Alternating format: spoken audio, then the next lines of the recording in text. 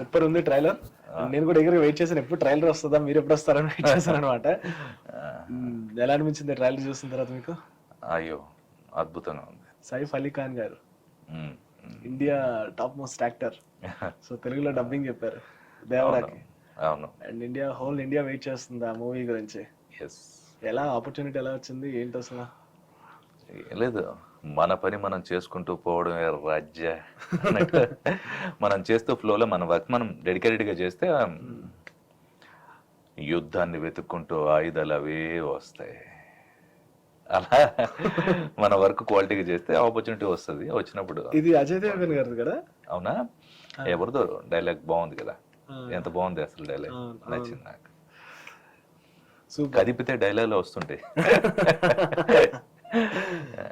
నిన్న పర్టికులర్ గా చాలా బాగుంది ఆ డైలాగ్ వెర్షన్ సైఫ్ అలీ ఖాన్ గారు. ఫస్ట్ అది ఒక్కసారి స్టార్ట్ చేసి మనం మాట్లాడదాం.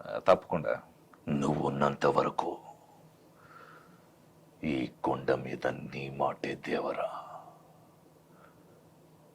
దేవరని చంపాలంటే సరైన సమయమే కాదు, సరైన ఆయుధం దొరకాల. వామ్మో సూపర్. నిజంగానే dubbing assistant almost back end లో యాక్టింగ్ చేసినట్టే.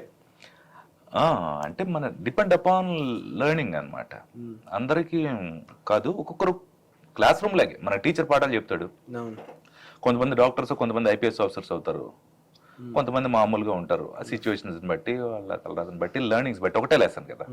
అలాగే డబ్బింగ్ చేస్తున్నప్పుడు నేను కొన్ని నేర్చుకుంటాను ఆ యాక్టర్స్ దగ్గర నుండి. ఆ రోల్ నేను చేస్తే ఎలా ఉంటుంది, ఇప్పుడు ఆ రోల్ నాకు వచ్చింది అనుకుందాం ఆపర్చునిటీ, అది నేను ఎలా చేస్తాను అని నేను అలా మనసు పెట్టి దాన్ని చేస్తాను.